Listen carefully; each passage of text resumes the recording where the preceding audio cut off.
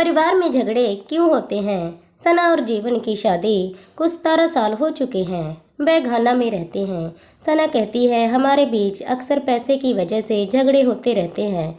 मैं उनके और बच्चों के लिए इतना करती हूँ, लेकिन जीवन कभी भी हमारी आर्थिक हालत के बारे में बात नहीं करते। इसीलिए मुझे गुस्सा आता है। कभी कभी तो हमें बात किए हफ्ते गुजर जाते हैं। इस पर जीवन कहता है, हाँ मैं मानता हूँ कि कभी कभार एक दूसरे के साथ बुरा भला कह देते हैं। ऐसा अक्सर किसी गलतफहमी की वजह से या एक दूसरे से खुलकर बातचीत न करने की वजह से होता है। कई बार हमारे बीच लड़ाई इसीलिए भी होती है क्योंकि हम बात का बतंगड़ बना देते हैं। भारत का रहने वाला नवीन बताता है कि एक दिन उसके ससुर उसकी सास पर जोर से चिल्लाए। उन्हें बहुत बुरा लगा और वह घर छोड़कर चली गईं। जब मैंने उनसे पूछा कि वह उन पर क्यों चिल्लाए, तो उन्हें लगा कि इस तरह का सवाल करके मैं उनका अपमान कर रहा हूँ। इसके बाद वह हम सब पर चिल्लाने लगे। शायद आपने भी देखा होगा कि गलत समय पर गलत बात कह देने से घर में झगड़े हो जाते हैं।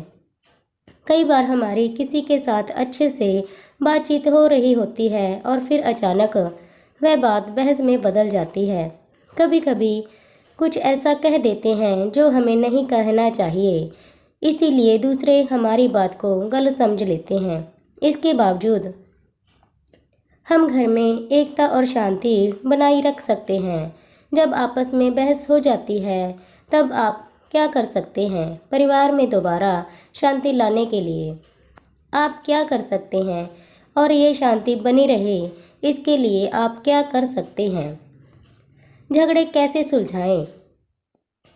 क्या आपके परिवार में आए दिन झगड़े होते रहते हैं? हो सकता है आपके बीच पहले से कहीं ज़्यादा लड़ाइयाँ होने लगी हों, और वह भी बहुत बुरी तरह से। शायद आपको यह भी नहीं पता हो कि ये झगड़े किस वजह से शुरू होते हैं, लेकिन सच तो यह है कि आप एक दूसरे को ठेस नहीं पहुंचाना चाहते, क्योंकि आप एक दूसरे से प्यार करते हैं। अगर परिवार में दो लोग की सोच आपस में नहीं मिलती तो इसका यह मतलब नहीं कि परिवार में एकता नहीं। कई बार हम शायद आपस में एक मत ना हो, लेकिन ऐसा होने पर हम जिस तरह पेश आते हैं उससे यह पता तय होता है कि घर में शांति होगी या फिर क्लेश। आइए कुछ ऐसे तरीकों पर ध्यान दें जिनसे हम घर में शांति बनाए रख सकते हैं। नंबर 1, ईंट का जवाब पत्थर से मत दीजिए। ताली कभी भी एक हाथ से नहीं बजती। जब किसी बात पर दो लोगों के बीच बहस होती है तो अगर उनमें से एक बोलने के बजाय शांति से दूसरे की सुने तो शायद बहस बंद हो जाए। इसीलिए उकसाए जाने पर खुद को काबू में रखिए। इससे आप अपनी गरिमा और आत्मसम्मान बनाए रख पाएंगे। याद रखिए कि परिवार में शांति बनाए रखना बहस जीतने से ज़्यादा ज़रूरी होती है। दूसरे की बात समझिए। अगर हम बिना टोके दूसरे की बात सुने और उसके बारे में पहले से कुछ न सोचें तो झगड़ा खत्म हो सकता है और घर में शांति बनी रह सकती है। उसकी बात पर शक करने के बजाय उसे समझिए।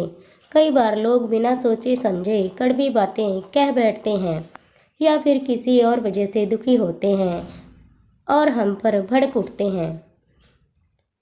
हम सभी गलतियों के पुतले हैं, इसीलिए कभी ऐसा मत सोचिए कि उसने आपको बुरा भला कहा क्योंकि वह आपसे बदला लेना चाहता है। नंबर 3, पहले खुद को शांत कीजिए। अगर आपको बहुत गुस्सा आ रहा है तो अच्छा होगा कि आप सामने वाले से शांति से कहें कि आप कुछ देर में बात करेंगे और वहां से चले जाइए जब तक कि आपका गुस्सा ठंडा नहीं हो जाता। आप चाहें तो थोड़ी देर के लिए दूसरे कमरे में जा सकते हैं या फिर टहलने जा सकते हैं। इसका मतलब ये नहीं कि आप बात टाल रहे हैं या फिर आपने चुप्पी साध ली है। इसके बजाय यही सबसे अच्छा वक्त होगा कि आप ईश्वर से प्रार्थना करें ताकि वह आपको सब्र और समझ से काम लेने में बुद्धि दे। ऊंची आवाज़ में बात मत कीजिए और लहजे पर ध्यान दीजिए। अगर एक जन अपना आपा खो बैठता है तो अक्सर दूसरे को भी गुस्सा आ जाता है, भले ही आपको उसकी बात कितनी बुरी क्यों ना लगी हो। पर आप ताने मत मारिए और ना ही अपनी आवाज़ ऊंची कीजिए।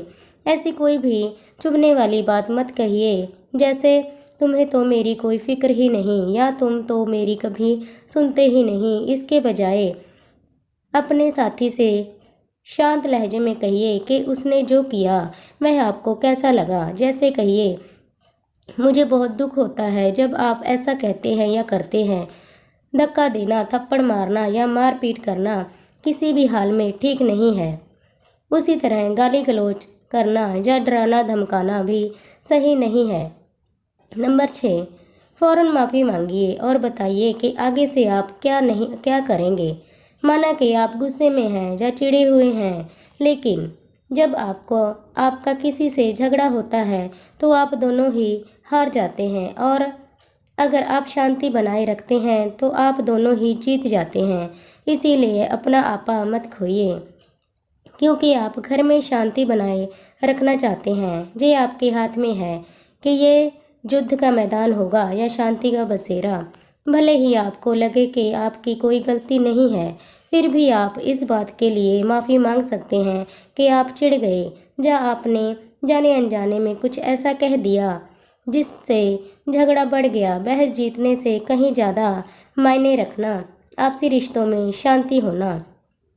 अगर कोई आपसे माफ़ी मांगता है तो फ़ौरन उसे माफ़ कर दीजिए। फ्रेंड्स, अगर ये विचार आपको पसंद आए हों तो लाइक कीजिए, शेयर कीजिए एंड सब्सक्राइब कीजिए। धन्यवाद।